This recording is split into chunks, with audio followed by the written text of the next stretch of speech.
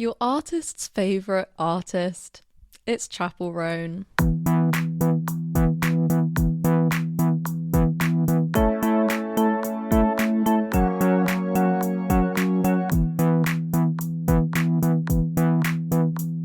Welcome to 6 Notes of Separation. If you're new to the podcast, here's how it's going to work. Every episode, I dive into an artist, exploring their lives, their music, and any scandals they might have got twisted in. But to keep things spicy and to keep you all on your toes, I've put my own little spin on things. Each episode has to be linked to the previous and succeeding episode in some way. This could be through an artist in common they both have. This could be through a label that both artists are under, a relationship history of some kind, an online feud. Truly anything goes as long as there's a link. So, without further ado, I'm going to be breaking down the life of an artist who nearly gave up trying, but as of October last year, she has now gone on to be crowned as Billboard's #1 artist. As we look at her life, we'll be seeing the rise and fall of a Midwest princess. In other words, we'll see the rise and occasional falls of Chappell Roan. But before we go back in time to where it all started for Chappell, it's time to reveal the link between this episode and last episode's role model. The most direct link between these two comes in the form of a very talented man called Andrew Wells. Andrew Wells is a singer, songwriter, record producer based in LA. He's worked with Role Model on his 2019 EP Oh How Perfect, as well as working on Chappell's debut EP School Nights in 2017. So quite a nice link there, with Wells being pretty instrumental in the beginning of both artists' careers. But the less formal, if you want to call it that, the less formal connection the two have to each other is that of simple admiration. For his cover with Interview magazine in 2024, Role Model was asked who was in his musical coven. In other words, who was in his group of industry friends. Although he tragically said no one, he did say that he would love Chappell Roan to be a part of that group. And I reckon that's a wish of his that could certainly come true. Because these connections, paired with the fact that Chappell and Role Model exist in the very same pop landscape, means it's just a matter of time before the two bump into each other at award shows or potential industry parties. But the possibility of even being invited to an award show wasn't an opportunity that really looked likely for Chappell in the beginnings of her career. Born in Missouri in 1998, Chappell Roan was born under the name Kayleigh Rose. She was the oldest of 4 siblings and had parents that ran a veterinary practice, her father having a background in nursing and the Navy too. She describes herself as being the problem child in her family due to her mood swings and somewhat rebellious nature, craving freedom and adventure after the fairly regimented childhood she had. For some context, not only is Missouri a Republican-leading state, but it also has a very strong Christian population, the Amstutz family being very much a part of that. Chappell Roan recalled memories from her childhood where she'd attend church 3 times a week and even go to Christian summer camps, telling Variety in 2023 that she felt plagued by this ingrained need to be a good person, while simultaneously wanting to escape it all so badly. And that's where the dependency on music, that need to feel seen and heard, really came from. Despite being raised on Christian rock, it was pop music that really grabbed Chappell. After being denied therapy for her mental instability and loneliness, since God was seen as the answer, it was a stolen cigarette and listening to Lana Del Rey on her porch at 2 a.m. that brought Chappell solace. An absolutely relatable scene there. Listening to Lana Del Rey having a sad and lonely smoke at 2 a.m. I think is something a lot of sad pop girly fans can relate to. And I suppose that was the first taste of freedom Kayleigh truly experienced. At the age of 12, Kayleigh Amstutz began taking piano lessons, performing for the first time at a school talent show a year later. I think it comes as no surprise to you all that she went on to win that very talent show. She started songwriting in the same year, auditioning for America's Got Talent when she was just 14 years old. Sadly, the audition was not successful, but I think it's fair to say that, good things come to those who wait when you look at the turn her life has taken. Around this time in 2013, when she was about 15 years old, Chappell started uploading covers alongside original songs onto YouTube. But her way with words was clearly a given talent of hers, with one of her first originals, Die Young, being the single that landed her a record deal. Before I jump to that though, let me explain the story behind Die Young. Kayleigh wrote the song aged 16 whilst attending a summer camp at the Interlochen Centre for Arts. She describes her time there as truly changing the trajectory of her life forever. And to be honest, I'd probably have to agree with her. In an interview for Q-Bug in 2023, she spoke of the experience, saying that she'd never been with songwriters her age before, and she'd never been with people who were as liberal as the kids she was with. Coming from a Republican and a church background, she said it was so inspiring to be surrounded by people of different cultures and to be taken seriously as a musician. What came from her time there was her first professionally released song I just mentioned, Die Young. In just a couple of months, Atlantic Records had reached out to her, a label that signed the likes of Charlie XCX and Bruno Mars, amongst many, many others, a huge, huge label. And only 6 months after that, Kayleigh Amstutz had landed her first record deal at the age of 17. She even finished her A-levels, well, the equivalent of A-levels, early to take music seriously. I mean, so young. And I think this is what's so surprising about Chappell. She's been hustling in the industry for a very long time. And people have, of course, only heard of her as of last year. But I also want to pause for a little bit longer and give you some background on what was happening to pop at the time, because it might explain a bit about why Atlantic was so quick to snatch up Chappell. As I just mentioned, Chappell was signed to Atlantic in 2015 when she was 17 years old. The pop landscape around this time, in the 2010s through to the kind of like mid-2010s, 20-teens if you will, was littered with a heavy influence from dance music and Calvin Harris / David Guetta remixes. But there was one artist in particular who cut through all the noise and hit mainstream success with a very different take on pop. She's who I'd say was the original artist to introduce what we now know as bedroom pop. Of course, I'm talking about Lorde.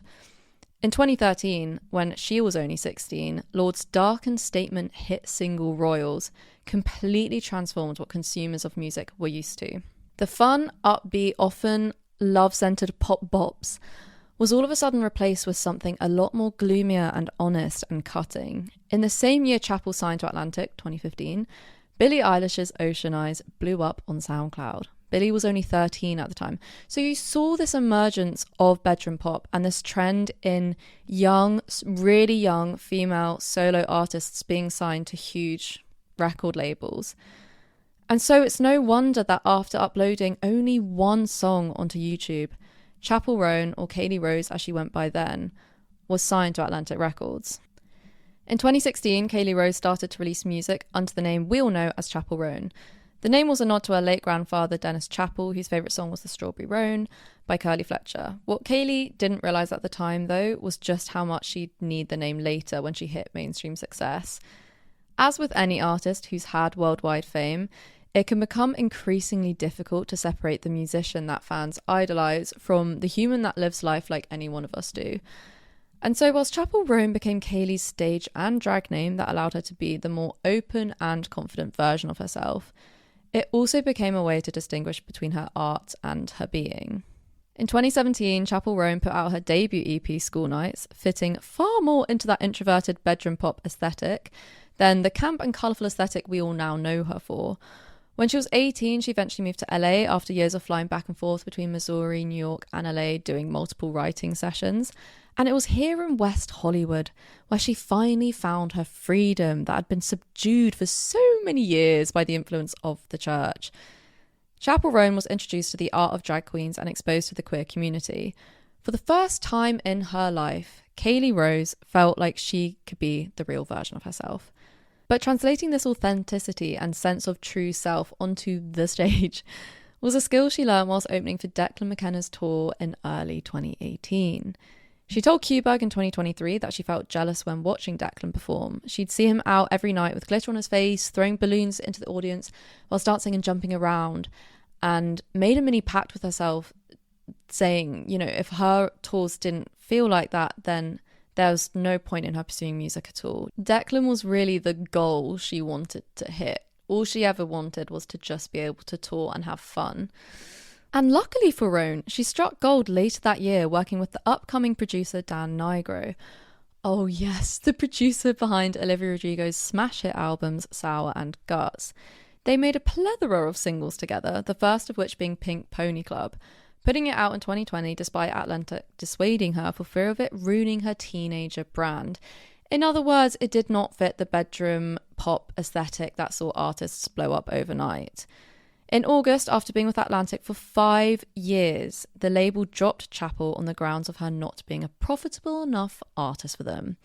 She was 22 at the time, officially diagnosed with bipolar disorder 2, explaining the mood swings and intense depressive episodes of her youth, and was working a series of odd jobs to keep pushing through with making music independently.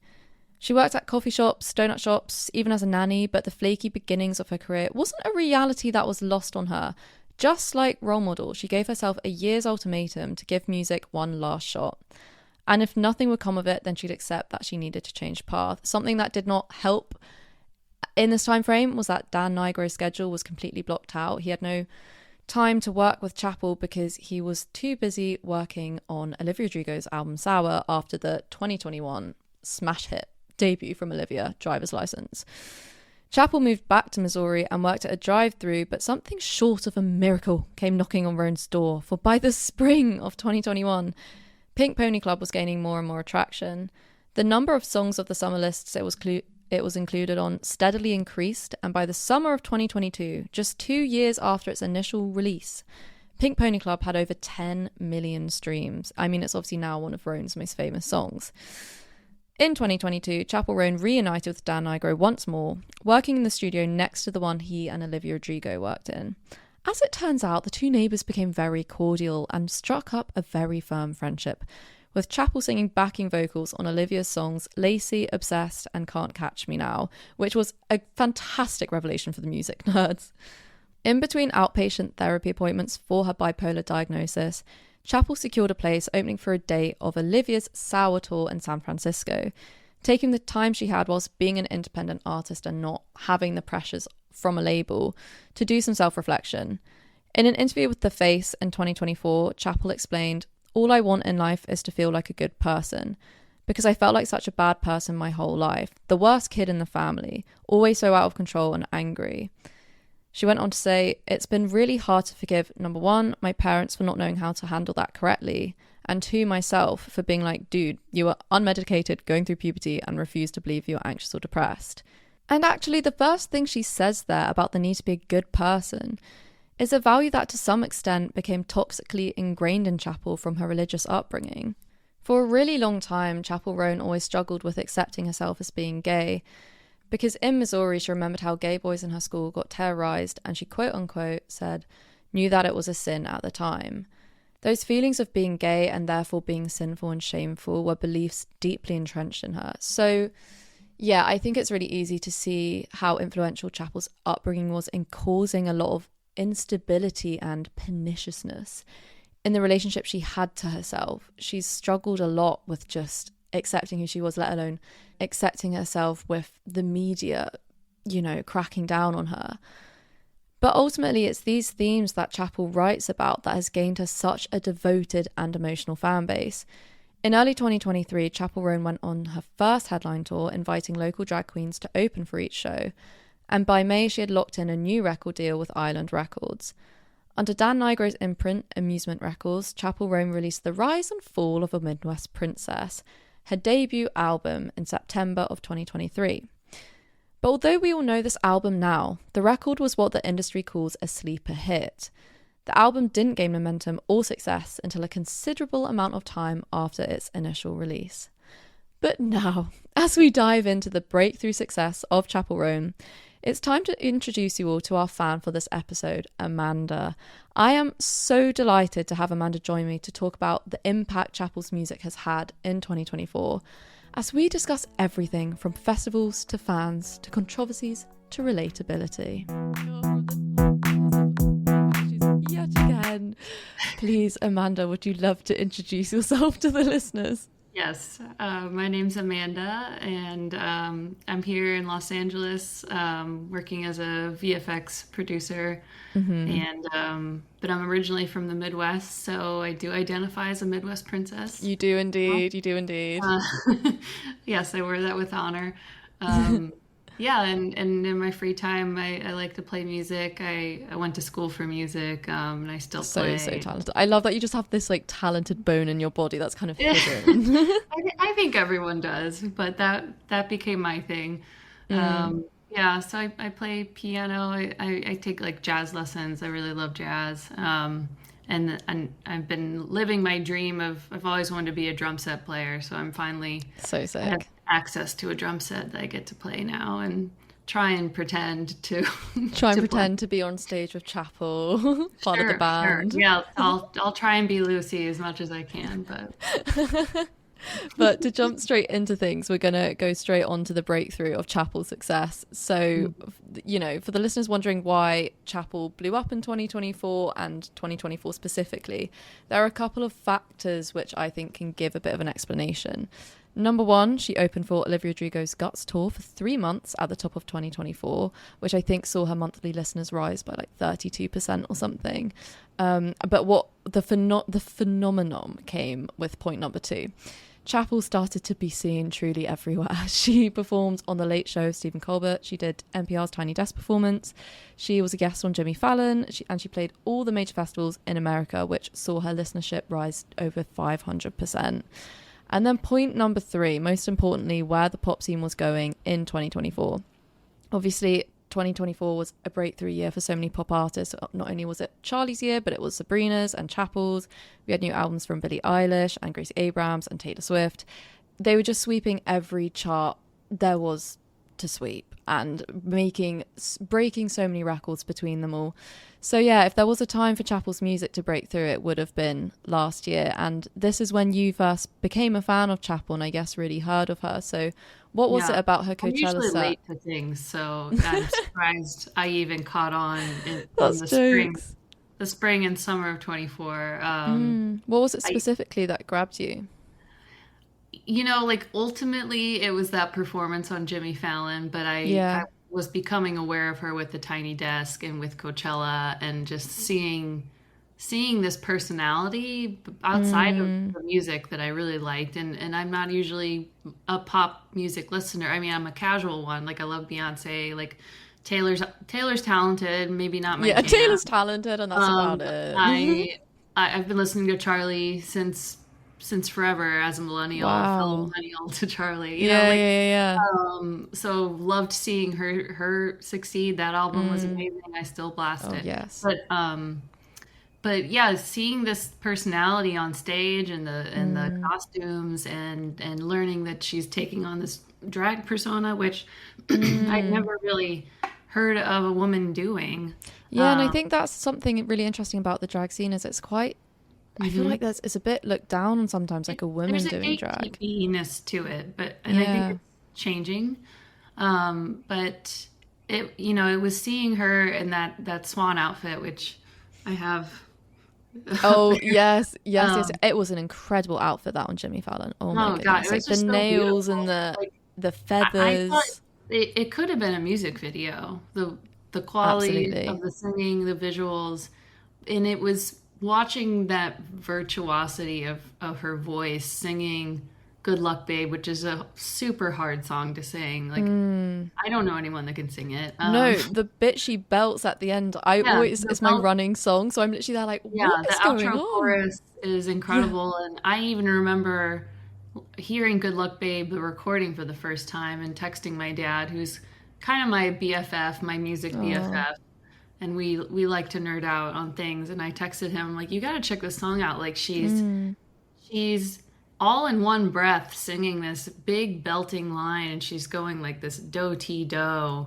Um, I told you so. Like Yes. it just physically is so difficult. Yeah, so that then I was officially Locked okay. in. It's over for me.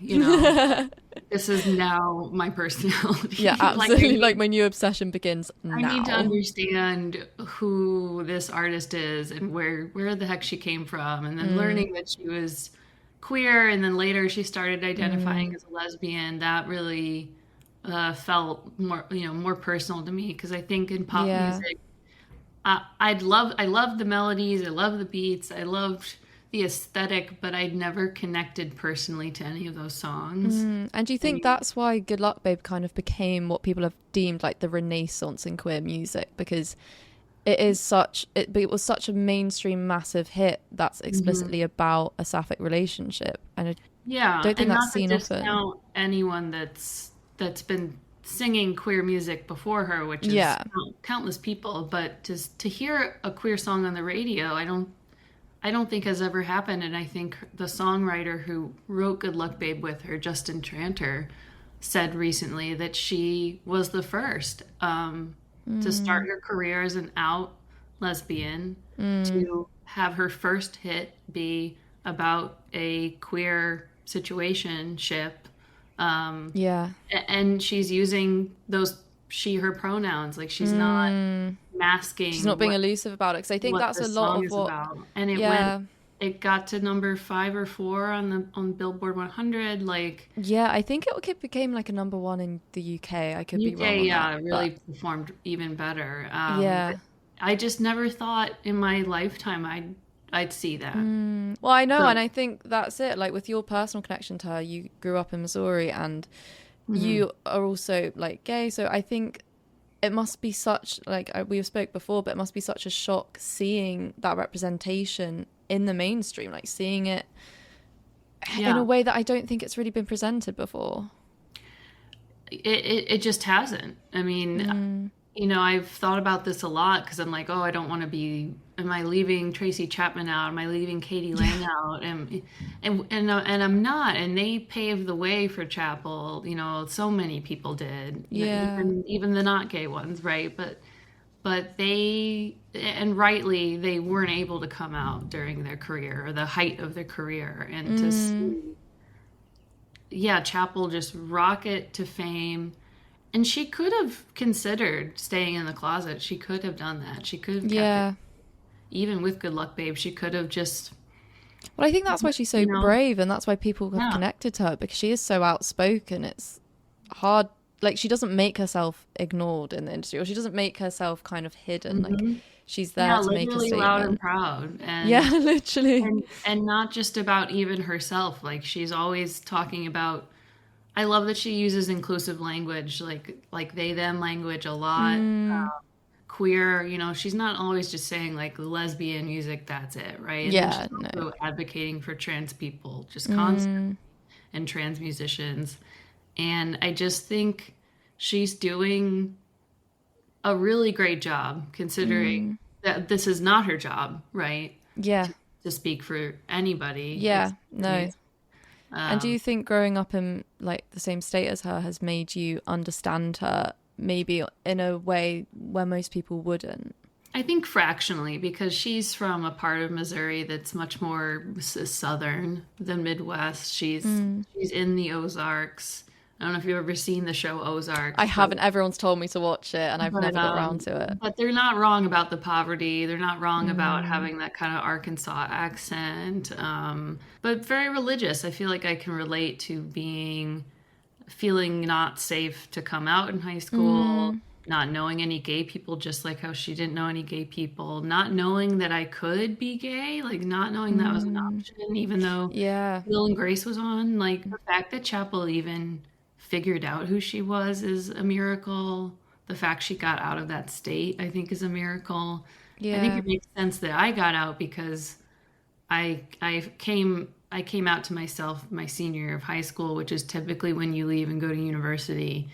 And I left home, and I made sure to do that so that I could be who I was.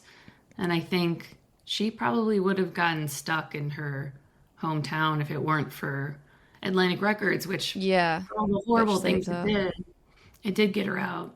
100. So. And I think it's so sad that she always seems plagued by this sense. I think because of her religious upbringing, she seems absolutely plagued by the need to be a good person, and because she was raised believing being gay is sinful, it's just this constant battle between feeling like a shameful and bad person when she's not. Because of the bipolar thing too. But I've noticed that as a pattern of her saying that. But I think she also feels like she has a debt to pay, I think, or which she doesn't, but she does see it as her duty to speak up for people that can't. And I think she knows firsthand people that can't. The representation is what is so meaningful to me, and I think Yeah. to everyone else, and it's just so needed still. And do you think it's been hard for you to connect to pop stars in the past because of like their heterosexual themes? Yeah, I never could get into the Taylor thing, and I never believed in the Gaylor theory. Don't come for me. But it's just they're singing about. I know what they're singing about, and I Yeah, can't relate to doesn't those resonate. feelings or desires. I love the melodies. I love the hook. I love the diva-ness of it all, but I can't say I know a pop girl's catalog that well No, because it doesn't capture my it I don't know doesn't who I speak am to as a you. person. Yeah, Yeah, yeah, and that's really interesting. Chappell's the first pop star, right, to capture that. Not that I've never been a super fan of other musicians, for sure, No, but but this is what's special about her. She has, my friend was speaking to me about it, but she's kind of transcended what we know as quote unquote queer music. Like she's taken queer to the mainstream. She's a pop star as well as being. I'll never get used to it, I don't think. The fact that that girls and their straight boyfriends are huge fans. Yeah.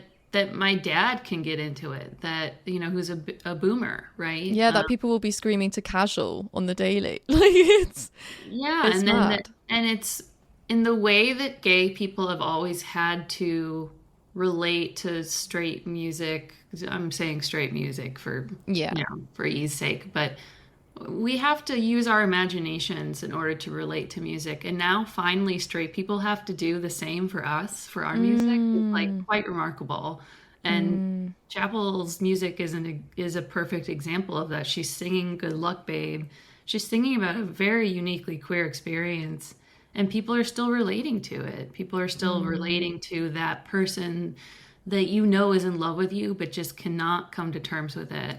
And they're having to use their imagination to Yeah, connect it's to so songs. fascinating when you put it like that because it just makes me think, how has it not happened sooner? Like, how has it taken It this has on a long? smaller scale, right? It Yeah. definitely has on a smaller scale since forever. There's been queer music forever, Yeah, definitely. but Not not on on the this scale. radio. Not Yeah, no. on the top 10 radio. And Not on TikTok.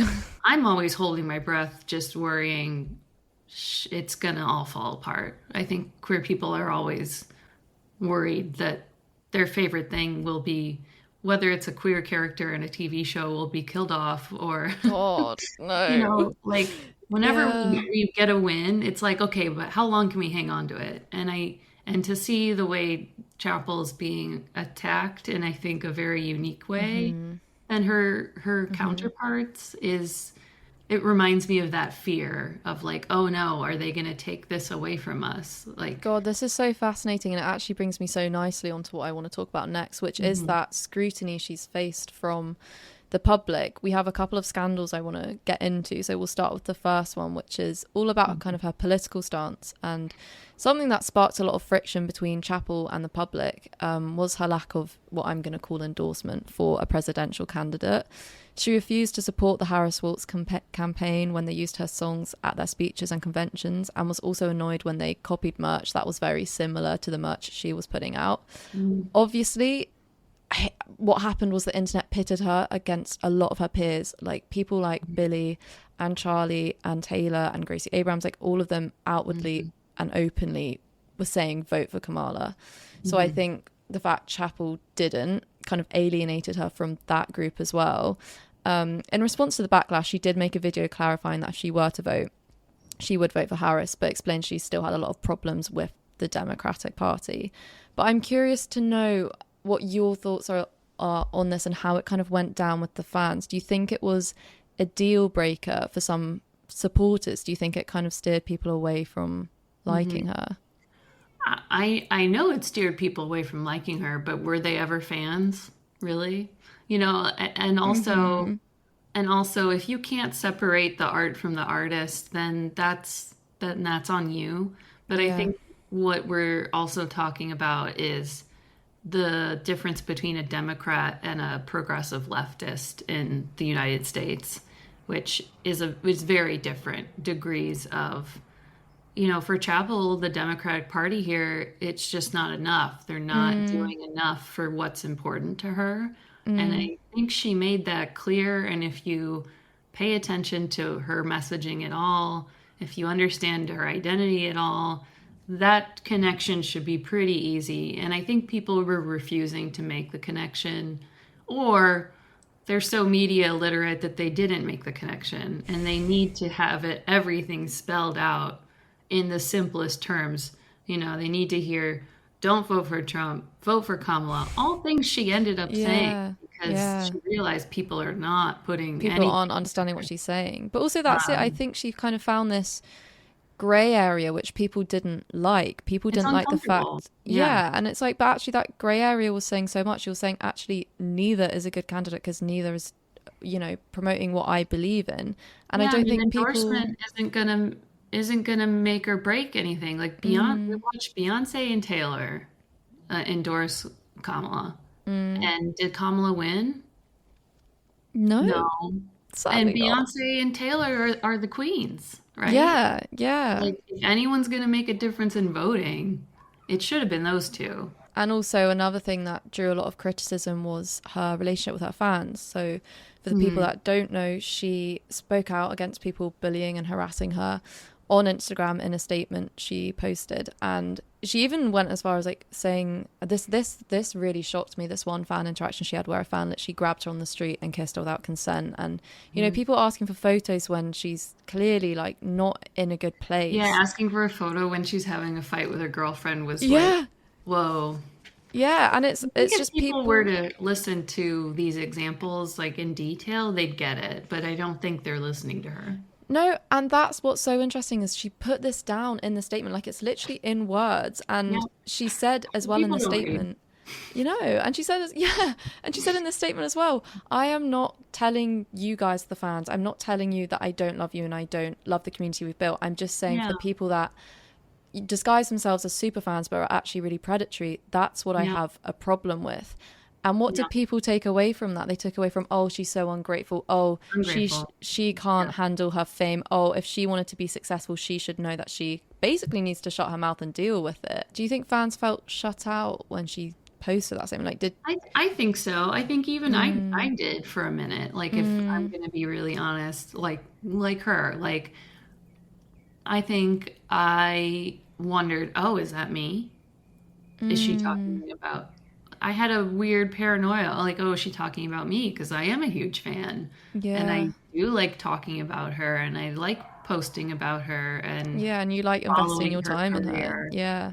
And have I ever seen her in public? No, but and But even still, you're like, oh, but is and this even about she me? talks about her obsession with Joan Jett and how she gets standing, like she gets like the desire to run up and say, "Oh my God, you changed my life." Like she has Yeah. empathy for that, and I think it's really important for the people that did hear that part. And I think she said that more recently, like she understands how people feel shut out, Mm, but they're again, she's living in a gray area. She's talking about, yeah, yeah, ask me for a picture when I'm on the clock. Ask me for a picture when I'm in drag and I'm yeah. coming off stage or I'm at an event. Yeah, I'm going to take a Go picture for with it. you. But if I'm fighting with my girlfriend and I'm Oh, clearly crying, there's a obvious line here and I don't want you to cross it, mm. please. And And that's what made me so sad is reading about it in, I can't remember what interview it was. I think it might have been a Rolling Stones or The mhm, Guardian or something. But mhm. she said every single time she walks through her door, she just breaks down from the weight of it all. And the one line that really wrecked me was she said, I just break down because like my wonder and curiosity in the world is just gone. Like it's no longer there. I don't have an interest in discovery because people are I just so think she's invasive. relearning how to live her life, like in Mm, every aspect. And I think she said as much recently. And yeah, I was at a Q and A in Iowa, her last tour stop of 2024. And she talked about this too, where the only joy she has is performing on stage, and everything mm, else. right now is uncomfortable and she's trying to figure it out. And I think on that Call Her Daddy interview recently, she Yeah. talked about how she feels like this is a second puberty, and Yeah. Yeah. Yeah. other pop girls warned her about this, that you're relearning how to live every part of your life. And I think it really hit home with me when Brandy Carlisle was interviewing her and asked what her mental health routine was like lately. Mm. Chappell said, well, it used to be really good. I used to do XYZ. Yeah. I used to literally touch grass if I needed to. I'd walk Mm. outside and I knew going outside would make me feel good. Now I can't go outside if I need God, to it's feel good. awful. I have to call up a security guy to And even say, then, it's like I you need to still go on have a mental someone health there. walk. Like, Yeah. but I think she got the convo going, and I think she did change minds. And I think Yeah. other artists and other famous people were super grateful, and Yeah. I And think I have think they're probably all thinking followed why. her lead. Yeah, and I'm about to say I feel like they're probably thinking why they haven't done it sooner. But something you mentioned was the Call Her Daddy episode, which came out in Mhm. March this year, I believe, and that has caused a lot of outrage with accusations of her being misogynistic and I loved devaluing that parenthood. interview, but I know, yeah, there were a lot of reactions, and I did not see a lot of it coming. But Yeah, so for context for the listeners, what happened was I think she got on this podcast. I mean, it's an hour long interview, so there's loads of good stuff in there. And of course, the one thing Mhm. people clip is her saying that her friends who are currently her age and going through parenthood, who are new to being mothers, are going through hell. And what she, and not getting sleep and kind of don't have light in their eyes and that kind of stuff. And what people took from that was, oh, she's misogynistic. Oh, she doesn't support mothers. Oh, she doesn't understand the importance of parenthood. And actually, I think what was so misunderstood was that Chappell was saying, no, no, no, like, it's not that having a kid is hellish. It's that, like, they're just in hell. Like, they're having to deal with it. And also, like, they're in hell because they love this kid so much and they're trying not to slip up. Like, she's like, it's not to do with like it wasn't to do with her opinion on thinking, oh yeah, like having a child is like hell. It's just, Yeah. it's a lot. It came from a place, and for me, I feel like it came from a place of actual respect, where she was like, God, they're so exhausted because they're trying to do everything. They're raising a kid, they're running a house, that maybe some of them are also still working, maintaining relationships. That's why they have no light in their eyes. But yeah, people, I think, took this so out of context. Yeah, I think mothers are often wishing to be seen and heard, and they want other people to understand the sacrifice and the work, the like incredible work it takes to be a mom. And I think Chappell was acknowledging that. And I think if you're a mom that feels secure in their role as a mother and their choice as a mother, you did hear it as respect. What she didn't say, and if you know anything about her, is that she comes from a poverty-stricken area. So, and if you know anything about this country, about America, is that we don't support mothers and we don't give them resources. We don't give them maternal leave. We don't give them respect. We don't give them anything. And what she was saying is because of that, they're in hell.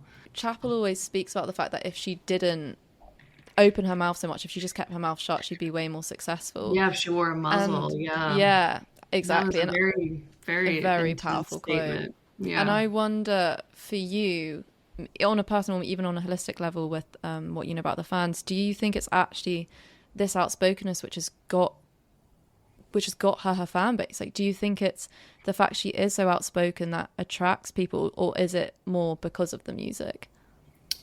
I think it will always be about the music, but I think her legacy will be in the way that she stood up for herself and in the way that she represented who she was, to the fullest. Like, not just embracing the fact that she's a gay artist, but embracing her values. And I think everything that people are tearing her apart for, it's where she's talking strongly about her values. She has boundaries. She has standards for politics Yeah.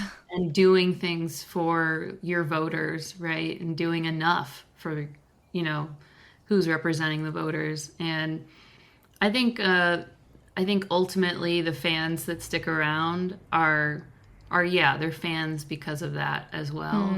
I think the irony is that we want authenticity in our celebrities and Yeah, our exactly. musicians especially, but then we see someone being authentic and loud about it, and then we hate it.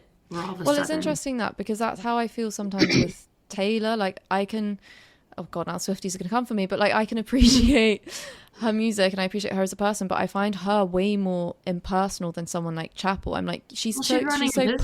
perfect. Yeah. She's a CEO. When does a CEO share their opinion on anything?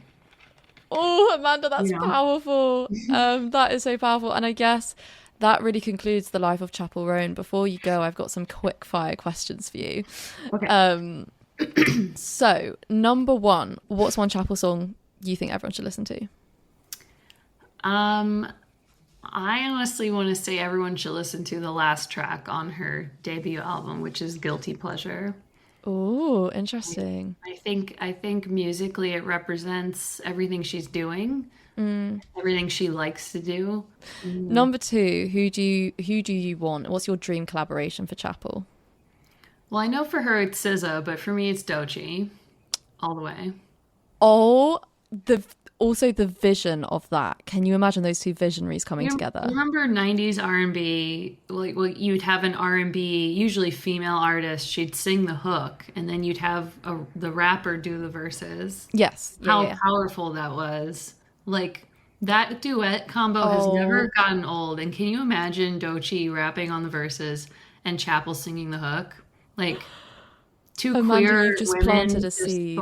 just I'm sure killing it. Like just Yeah, smashing that's it. my dream collab, You've you just know. planted a seed in everyone's head. I don't think we're going to get sleep after that. You know. And my last question for you is, what do you want to see Chappell do next? Oh my God. I don't, I don't know. I just love what she's doing so much. I'm excited to see what the next level and evolution of all of this is. Like, what is the next level of drag for her? Will she continue this drag persona, or will the project become something else? Like, maybe she'll get into a Gaga era of like piano ballads or something. I don't know. That Like would be maybe she'll amazing. return to her piano singer-songwriter vibe. Yeah. But I think whatever she does, she's gonna make sure is authentic to her, and I'm excited for that. Great. And if anyone wants to check out your socials, where can they find you? Mostly on Instagram.